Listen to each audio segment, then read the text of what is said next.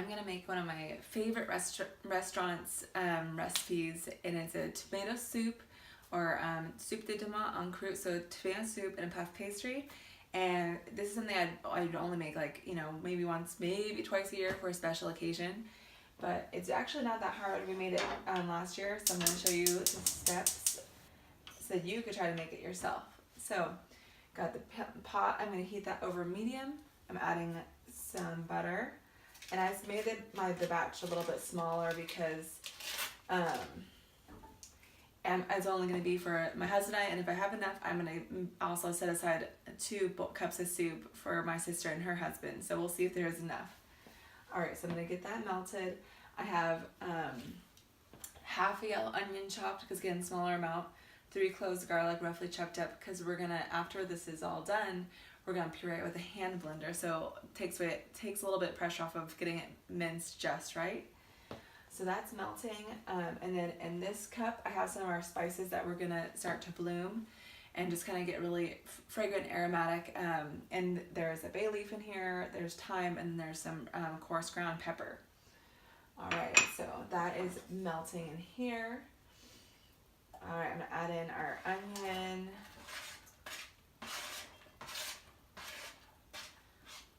Alright, so that is going to start softening up, and in a minute after the onions, all the butter's melted and the onions are starting to get warmed up, I'm going to add the spices, and then we're going to let those go for about 5 minutes or so. But in this recipe, it's really important to not let the onions turn color, so we're going to make sure we don't cook it that long. Alright, onions are all soft, and it's time to add some tomato paste. So I've added some tomato paste in here. It's getting it toasted to cook out all the raw flavor, and it smells really, really good. That tomato flavor is coming out so nice.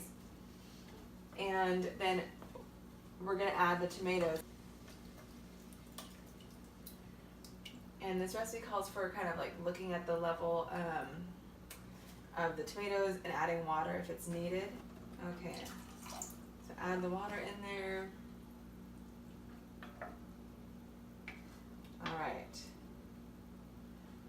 I think that looks like about where we want it. So I'm going to let that be. And this is I'm going to bring this up to a simmer and put this down. Okay, so I'm going to bring this up to a simmer, and I'm going to let this go for, I'm going to check my recipe. I always like to have the recipe here, because even though I've read through it, I always need to make sure I'm following the steps correctly. Alright.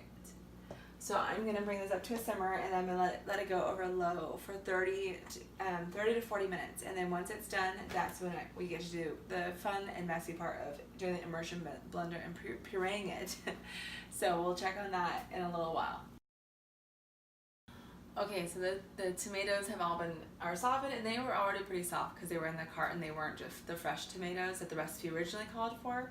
And so now we're going to puree this together. I took out the bay leaf. It didn't say that in the directions, but that's just what I've always done, is take out the bay leaf before I do any pureeing or serve the soup. So immersion blender, and we're going to slowly, that's on level 1, and slowly go and get this really smooth. And it's super messy, so I'm going to actually point the bowl away from myself. I know. Alright. Okay, so kind of a messy process, but it is pretty much all pureed. It has a beautiful color. And when I was cooking it, I added just a little bit of water. The recipe says that you could add up to 1 cup water. But since they were using fresh tomatoes, there's already plenty of juice in the carton of pommy. But yeah, so this is all ready for me to add the rest of the seasoning. So I'm going to get out my cream, and then we're going to add the rest of the ingredients. Here is the consistency and the color after it was just pureed. Obviously you can see a lot of splatter from the messy immersion blending. Hopefully I don't have any tomato sauce on my face or tomato soup on my face, but we're going to add some cream. This is one of our favorite brands. If we had our choice, we used to get raw dairy from a local farm, and it was amazing. But when that's not an option, it's not an option for a lot of us. The best quality milk that we look for when we buy milk is we're gonna usually find it's usually pasteurized, but this one is non-homogenized because it's and the homogenization process can make the fat just like it changes the structure of it, and so it's actually really inflammatory for you. And so we love this one because it's Strauss Family Creamery and it's cream on top, and it's so good for a store-bought brand. So I'm gonna add, I think I'm adding 2 cups. Okay, so here's 1 cup of the heavy cream. Yep, I'm gonna add 2 full cups. This is so creamy. All right, add that in there. I'm also gonna add in, hopefully this butter will melt. I just added the cold cream. I'm gonna add a tablespoon of butter as well. And so this is like the part where we're doing it to taste. So, so we have the butter in there. It's a little bit, I could have added a little more, but I think this is such a heavy whipping cream. I think it'll be plenty buttery. And then there's already quite a bit of butter in that foundational layer when we are sauteing the onion and the garlic. Okay, so now it looks like a really creamy soup rather than just like that thick, it almost looked like a marinara sauce. And now it's looking like this beautiful soup. All right. And for our recipe, one of the things we love about our spice mixes is that they're so easy to use. They're always fresh and on hand because it's a blend. You're not thinking, oh, this white pepper over here, who knows how old it is, and because you only use like little bits of it.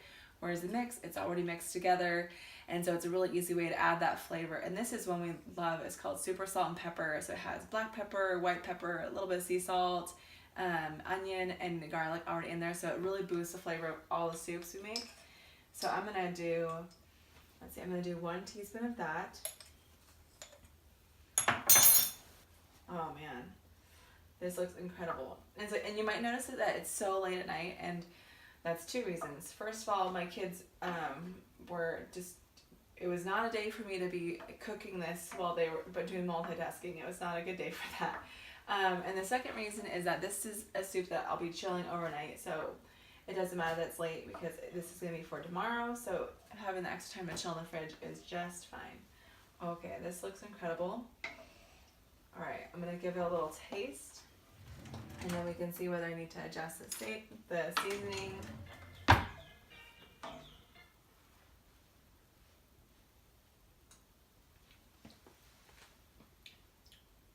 Okay, that's really good. I'm going to add a little more seasoning to it. Super creamy. Okay, we like our seasoning, so I'm going to send you a whole nother teaspoon of super salt and pepper. Yeah, this is an incredible soup. Oh my goodness. I'll make sure I show you the color of it because it's such a beautiful, beautiful color now that it has the cream in there. Okay. Yeah, it's any dish, but especially soup, you never want to under season it. You go conservative when you're testing it out, but then make sure that you add the salt and pepper or whatever the seasoning is that it needs. Alright, so a new spoon, we're going to taste it again after adjusting the seasonings.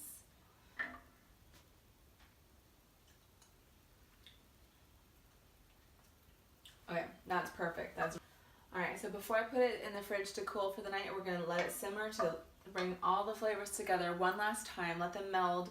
And so it's just going to simmer for, let me see, the time is, just bring it to a simmer, not even leaving it on simmer, bring it up to a simmer, and then we're going to turn off and let it sit overnight. So after adding the cream and the seasonings, well, mainly the cream, the color has changed dramatically, and the texture is a lot different. Today I'm going to be finishing a recipe I started yesterday. So for Valentine's Day, we keep it simple. We like to eat in because, usually it's crazy going out. There's like the prefix menu, and it's not usually our favorites at certain restaurants, and trying to find a babysitter is crazy too. So we're going to be staying in tonight. We're going to do our dinner, eat with the kids, and then we're going to have like a late night date night after the kids go to bed. So the first thing we're going to have is something that's really special. It's called soup de tomate en croûte, or in English it's cream of tomato soup and puff pastry. And it's something that we have had, there's restaurants in Napa that we love to go to, It is called Bistro Jeanty, and this is one of the specialties in their in the menu. It is so good. Usually when we go, we're so simple. We'll get like this tomato soup and this puff pastry. It comes in this beautiful bowl, and we'll get fries on the side. And it's like, it's a weird combination, but it's so good, and that's kind of what we go there for. All right, so this is what we made last night. This is the tomato soup. I don't know if you can see how beautiful the color is, but it is an amazing color. And right now we're gonna roll out this puff pastry. So I made this puff pastry yesterday, and I made a video of kind of the rest of the process, and so I'm hoping to edit that together. So if you would like to make it, or if you want to see the steps for this soup in particular, that you can do that. But puff pastry is something I've never made before, but I thought, you know, I'm gonna try to make it, and it came together really well. We'll see how it operates when I'm actually making this recipe. All right, so we have the puff pastry here. I have my floured surface. I'm gonna grab my rolling pin. See, I told you I don't like doing these things like without preparing and rehearsing it. All right, so I'm gonna roll this out. I'm supposed to roll it out to 1/4 inch thick, so hopefully I have a big enough space, because what I'm gonna do is, this soup is cooled. It's been in the fridge overnight. And the first time I tried making this soup, it turned out okay, but I like kind of rushed it. It was like last minute, and I was throwing it together, and the soup wasn't like cool enough. And so when I put the puff pastry on, it was like touching the soup, and so it didn't quite come out the way it was supposed to. So I was a little disappointed. So this year I'm excited to that I've actually taken the time to make it in advance, so it'll be ready to go for Valentine's Day. All right. So I know that I need to get this bigger than the bowl. So this bowl, this circle is bigger than the circle that the bowl that the soup is in. So I'm just gonna measure it. I'm gonna cut around it. And this puff pastry looks really good. And if I have extra, I'm gonna make some like apricot rolls with it or something. But one thing I love about cooking is that you can like recapture, you know, different places you've been, different people in your life. It's so fun to like bring back old recipes from, you know, from your grandma or from someone that was really important to you, and kind of like celebrate them through food. I just love that cooking can do that. And so for us, it's like there's certain meals that kind of remind us of certain dates or certain places. All right, so then this is an egg wash, and so this egg wash is just an egg that's scrambled together with a little bit of water, and this is what you usually apply to like a pie crust or anything that you're trying to get like a nice shine on it. And then we're gonna put this on this side of the circle, and then this is gonna help it stick to our bowl. All right, so I'm just gonna brush it, and I'm gonna hope that this will stick on the way that it's supposed to. And I have 3 bowls. We actually, last night, I was finishing the soup, and we ended up having some of it last night because it was just so good. So I didn't come away with as much as I thought I would, but I have 3 bowls in case one of my puff pastries fails. All right, so you can see it's like a nice circle. Okay, here comes the part that's like a little intimidating. Okay, and then we're supposed to pull it down around the sides. Let me see if I can get more in the shot. Okay, so I'm pulling it around the sides, and I'm pressing it down. And it's supposed to be tight like a drum. And so that egg wash is gonna help it stay where it needs to stay. Okay, so that one is done. I'm gonna do the rest. I'm gonna cover them in plastic. Good, all right, that's plenty of flour. Why, you know what? What? Yeah, 10 candy. 10 candies. Okay, I'm gonna I wonder roll what this. would have candy. I'm gonna roll this into a ball. Why I wonder what they're having these candies. I don't know. Okay, I'm gonna roll this out to 1/4 inch. I've been trying to play my monkey puzzle. Good. You made me when I needed to come out. I'm glad you worked on your puzzle. That's my monkey puzzle, I think. Okay, let's see if I can get this nice and This is of this circle. All right, so there's my drum top. Okay, I added a little bit too much egg wash the other time, so I'm gonna go a little lighter on egg this one. wash. Egg wash, yep.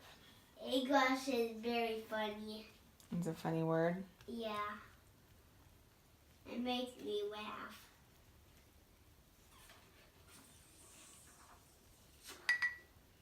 All right. Okay, so I had a few turns that were not effective. So we're gonna try again. All right. Stretch over the top. All right.